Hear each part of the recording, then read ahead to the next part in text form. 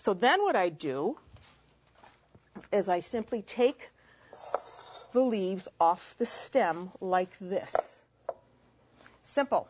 Then I add a little bit of olive oil, just like that, over the leaves.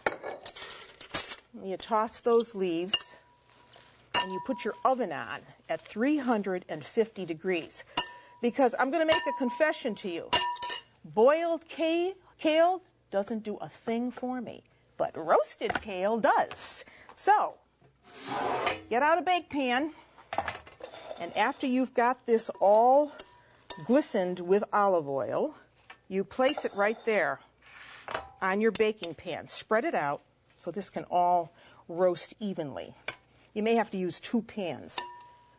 So get it all on your tray. Use a non-stick. And your oven is on at 350 degrees. So you're going to bake this until it is literally the consistency of potato chips. Yes, it's going to get dark. Yes, it's going to lose a little bit of its color.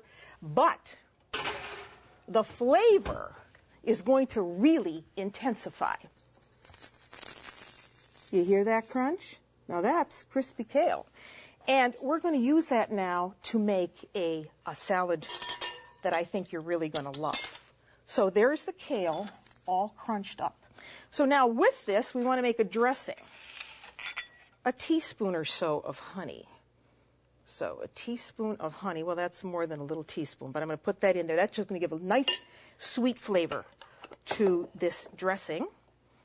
We want some olive oil. About 4 tablespoons of olive oil goes in there. And you want to whisk that with the honey.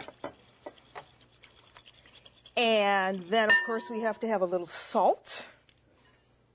We want some balsamic vinegar. So here's a little white balsamic to go in. And then we want some mustard. And I like to use a grainy mustard for this, about that much, and mix that around. I think I need a little bit more olive oil for this, maybe a couple more tablespoons. And that's all there is to that. Then you take your kale. I'm not going to use all of this, but you can see how crispy it is. Take that kale.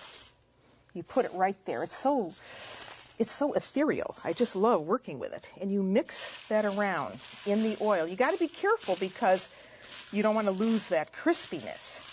And then with this, I like to have some figs. Here we have some dried figs that we just plumped up. Here's whole fig.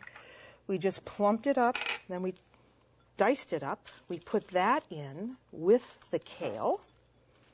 We have some fresh almonds. You can either toast them or not toast them and put them in with the kale. And again, you toss this. You don't want this to be soupy. This has got to help retain the crunch of the kale. So if you overdress it, it will not have the same flavor and it will get soggy. And if you want to, then you could add some ripe pears. Let's see how ripe this is. Well, it's not that ripe, but hey, we have to work with what we've got. And you can just cut up some pears, or if you want to use apricots in this, that would be nice. You can slice or dice, add the pears to it, and you've got yourself a really wonderful and different kind of salad.